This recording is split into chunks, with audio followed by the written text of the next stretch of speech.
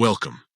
In today's tutorial, we'll explore a quick and efficient way to mark a group as unread on WhatsApp Web using your PC. This feature is perfect for organizing your conversations and ensuring you don't miss important messages. Let's dive in. First, open WhatsApp Web on your browser. To do this, navigate to web.whatsapp.com and log in by scanning the QR code with your phone. Once you're logged in, you'll see all your chats displayed on the screen. Next, locate the group chat you want to mark as unread. Click on the group to open it. Now here's where the magic happens. Use a simple keyboard shortcut to mark the group as unread instantly.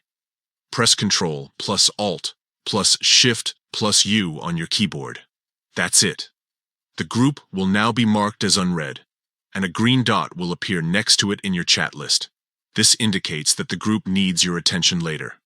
This shortcut is part of WhatsApp's latest update, designed to enhance productivity and streamline message management on the web version.